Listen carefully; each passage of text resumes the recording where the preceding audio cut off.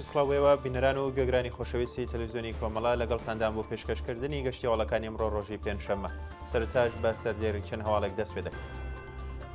دەست بە سەرکرانی 6 هاوڵاتی لە کوردستان، دەستنیشانکردنی زیاتر لە 800 منداڵی کار لە پارێزگای کرماشان، ناڕەزایەتی ژنان دژ بە چالاکیەکانی کەنگەی فەریاب و هێرشی هێزەکانی حکوومەت، کۆبوونەوەی ناڕەزایەتی جوتیاران و هاوڵاتیانی گەرمسار و ئاردان، و بەرزبوونەوەی بەرچاوی نرخی هەڵاوسان لە ئێران.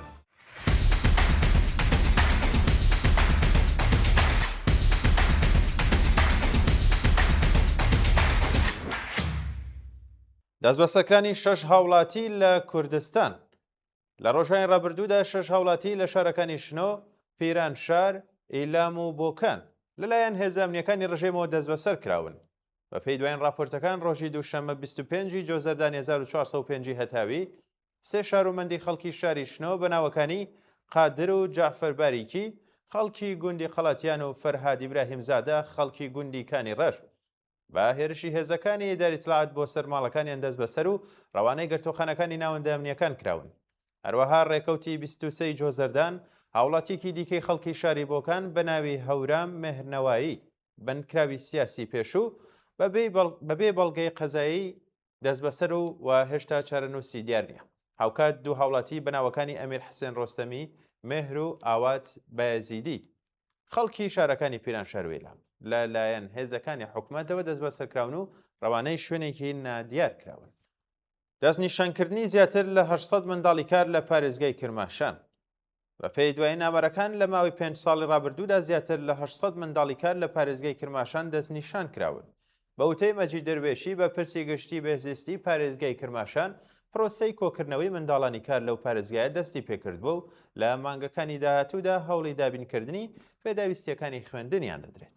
ئەمە لە کاتێکدایە کە لە پارێزگاکانی کرماشان بەهۆی بایەخنەدانی ڕژێمی کۆمەری ئیسلامی بە دۆخی ژیانی هاوڵاتیان و منداڵان و هەروەها نەبوونی کار و ژێرخانەکانی ژیان، ژمارێکی زۆر لە هاوڵاتیان کۆچی شارەکانی دیکە دەکەن یان لە خراپترین دۆخی بارودۆخی ژیانی خۆیاندا دەژین.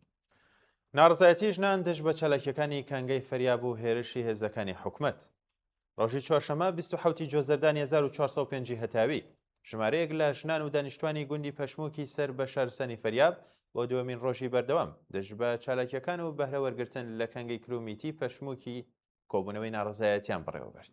بە پێی دوایین زانیاریەکان هێزەکانی انتیزامی ڕژیم لە کاتی ناڕزایەتیەکاندا بە تند و تیژی لەگەڵ ناڕازیان هەڵس و کەوتیان کردووە. بە پێی وێنانیش کە بەدەستمان گەیشتوون، هێزە چەکدارەکان لە شوێنی ڕووداوەکە ئامادەبوون و دەنگی تەقەکردنیش بیسراوە. هەروەها راپۆرتەکان باس لەوە دەکەن کە هێزەکانی حکوومەت بە باتۆم و تند و تیژی هێرشیان کردوە سەر جەستی هاوڵاتیان و بە تایبەتیش ژنانی ناڕازی.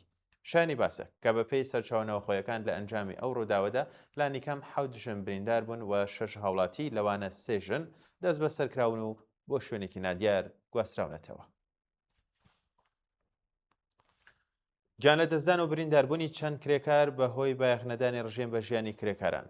لە ڕۆژانی ڕابردوودا لە چەند ڕووداوێکی جیاواز لەبانە، یەزد و ڕێگای تاران ڕەشت یا کرێکار گیانی لەدەستدا و 15 کرێکاری دیکە بریندار بوون. بە پێی دوایین زانیاریەکان کرێکارێک لە کۆمپانیای دابەشکردنی کارەبای بانە لە کاتی ئەنجامدانی ئەرکی کاریدا لە گوندی سوورین تووشی ڕووداوی کار بووە و پاش گواستنەوە بۆ ناوەندێکی پزیشکی لەژێر چاودێری پزیشکیدایە. هەروەها لە ئێست کرێکارێکی هەڵکەندنی بیری ئاو بەهۆی ڕووخانی دیواری بیرەکە گیانی لەدەستداوە. لە ڕووداوێکی دیکەدا ڕۆژی سێشەمە 26 جۆزەردانی 1405 هەتاوی لە ئەنجامی پێکدادانی ئۆتۆبۆسێکی هەڵگری کرێکاران لەگەڵ کامیۆنێک لە جادەی تاران ڕەشت 14 کرێکار بریندار بوون و ڕەوانەی نەخۆشخانەکران. کۆبوونەوەی ناڕزایەتی جوتیاران و هاوڵاتیانی گەرمسار و ئارادان. ڕۆژی چوارشەمە 27 جۆزەردانی 1405 هەتاوی ژمارەیەک لە جوتیاران و هاوڵاتیانی دانیشتووی شارستانەکانی گەرمسار و ئارادان دژ بە چارەسەر نەکردنی کێشەی نەبوونی ئەو بۆ کشت و کاڵ ناڕزایەتیان دەربڕی. بە پێی دوایین زانیاریەکان ناڕزیەکان ڕایان گەیاندووە کە کەمی ئاو و سنووردارکردنی دابینکردنی مافی ئاو بۆ کشت و کاڵ و بەردەوامی وشکە ساڵی ژیانی ڕۆژانە و کاری کشت و کاڵیانی تووشی کێشەی گەورە کردووە. بەوتەی بەشداربوانی کۆبوونەوەکە کەم بوونەوەی دەستڕاگەیشتن بەسەر چاوەکانی ئاو جگە لە کاریگەری لەسەر بەرهەمی کوشت و کاڵی و داهاتی خێزانە کووننشینەکان نیگەرانێکی بەفراوانی لەسەر داهاتووی ژیان و گوزەرانی دانیشتوانی ناوچەکە دروست کردووە. سەپاندنی حکمی قورسی قەزایی بەسەر ئەندامانی کۆنسێرتی کاروانسەرە. بە پێی راپۆرتەکان پەرست و ئەحمەدی گۆرانی بێژ لەگەڵ 8 کەس لە بەڕێوەبەرانی کۆنسێرتی کاروانسەرە لەلایەن دادگای ڕژیم لە پارێزگای قومەوە حکمی قورسی قەزاییان بەسەردا سەپێنراوە. بە پێی دوایین زانیاریەکان دادگای گەشتی پارێزگای قوم پەرست و ئەحمەدی و 8 کەس لە ئەندامانی ئەو کۆنسێرتەی بە 74 جەڵ 2 ساڵ قەدەغەی دەرچوون لە وڵات و 2 ساڵ بێبەشکردن لە چالاکی هونەریەکانیان بەسەردا سەپێنراوە. بە پێی راپۆرتەکان تۆمەتی ئاڕاستەکراو بۆ ئەو کەسانە بەڕێوەبردننی یاسا ئیسلامیەکان لە بەرهەمە هونەریەکاندا ناوبراوە. سەپاندنی حکمی 5 ساڵ زیندانی تازیری بەسەر تەیبە نەزەری مەکیابادی. بە پێی دوایین زانیاریەکان تەیبە نەزەری مەکیابادی چالاکی مەدەنی و سیاسی خەڵکی مەشهەد لەلایەن دەزگای قەزای کۆمەری ئیسلامی و حکمی 5 ساڵ زیندانی تازیری بەسەردا سەپێنراوە. بەوتەی سەرچاوەکانی هەواڵە و هاوڵاتیە بە تۆمەتی پێکهێنانی گروپ بە مەبەستی تێکدانی ئەمنیەتی وڵات لەلایەن دادگای ئینقلابی مەشهەدەوە ئەو حکمی بەسەردا سەپێنرابوو.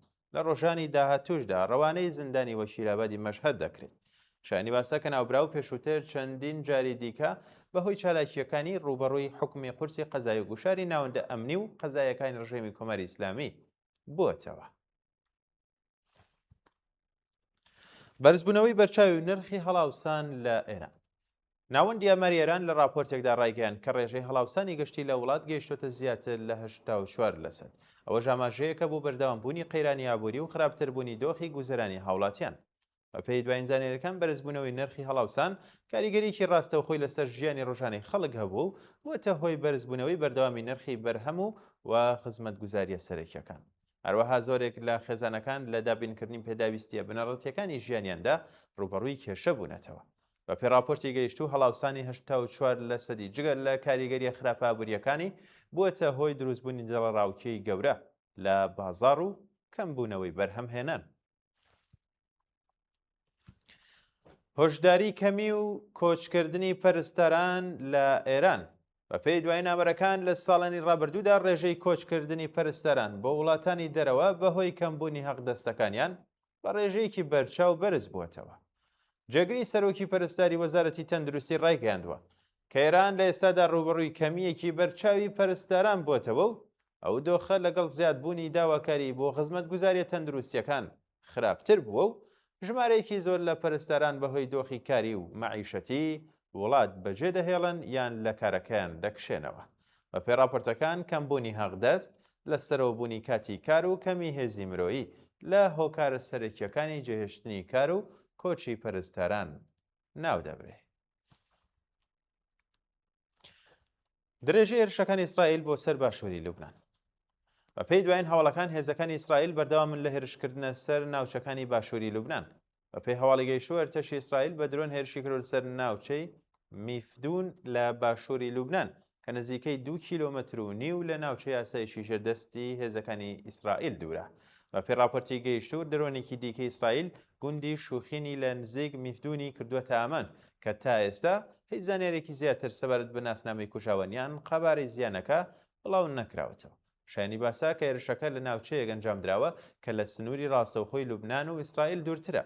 ئەوەش نیگەرانی لە درێژەدان و فراوەندبوونی ئۆپراسیۆنە سەربازیەکانی ئیسرائیل لە باشووری لوبنان زیاد کردووە. واژۆکردنی تێگەیشتن نامەی کۆتایی شەڕی کۆمەری ئیسلامی و ئەمریکا.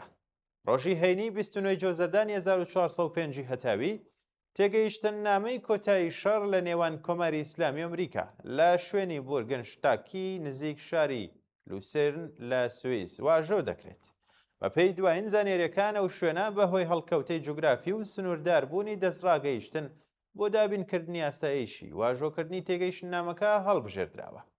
هەروەها وەزارەتی دەرەوەی سوئیس ڕایگەیاندووە کە هەڵبژاردننی بورگنشتاک بە پێشنیاری ناوبژیوانی قەتەر و پاکستان و بە ڕەزامەندی هەردوولاش ئەنجام دراوە. بە پێی ناوڕۆکی تێگەیشتن نامەکە کۆمەری ئیسلامی ئەمریکا و هەوپەیمانەکانیان پابەند دەبن بە کۆتای هێنان بە هەموو کردارە سەربازیەکان لە ناوچە جیاوازەکان لەوانەش لوبنان. هەروەها دەستپێکردنی هەنگاوەکانی هەڵگرتنی گەماروی دەریای ئێران دڵنیابوون لە تێپەڕێنی ئاسایی گشتی بازرگانی و نەوتە هەڵگرەکان لە گەروی هورمز و هەڵگرتنی سزا ئابوووریەکان و زیادکردنی ناردەی نەوت و ئازادکردنی دارایە بلۆکراوەکانی کۆماری ئیسلامی لە ناو ئەو تێگەیشتن نامەیەدا بووە. شایانی باسە کە دیاریکردنی چارەنووسی پاشماوەکانی ئۆرانیۆمی دەوڵەمەند کراو و هەندێک بابەتی پەیوەندیداریش بە بەرنامەی ناوەکی ئێران بۆ توێژەکانی داهاتوو دواخراون. دوایین هەواڵ ئۆپراسیۆنی پۆلیسی تۆرنتۆ پاش هێرش بۆ سەر کۆنسڵخانەی ئەمریکا. ڕۆژی ڕابردوو پاش هێرشێک بۆ سەر بینای کۆنسڵخانەی ئەمریکا لە شاری تۆرنتۆی کەنەدا، پۆلیسیە و شارە ئۆپراسیۆنێکی ئەمنی دەست پێ کرد. بە پێی دوایین زانیاریەکان هێزەکانی پۆلیس پاش ڕووداوەکە دەوری ناوچەکەیان داخست و لێکۆڵنەوەشیان بۆ دیاریکردنی هۆکار و چۆنیەتی ئەنجامدانی هێرشەکە دەست پێ کرد. هەروەها هێزەمنیەکان چاودێریەکانیان لە دەوروبەری ناوەندە دیبلۆماسیەکان تورتە کردەوە. بە پێی راپۆرتەکانی شتا و پێسە داوردەکاریەکی تەواو سەبارەت بە زیانەکان یاخود ناسنامەی تۆمەتباران بەڵاو نەکراتەوە. بەڵام دەسەڵاتدارانی کەنەدا جەختیان لەسەر ئەوە کردوێتەوە کە لێکۆڵینەوەکان بە شێوەیەکی بەفراوان بەردەوام دەبن. وەڵێ بینەران و گوێگرانی خۆشەویست گەشتیاوەڵەکانم پێشکەشکردن کات و ساتێکی باش بۆ هەموو لایەکتان.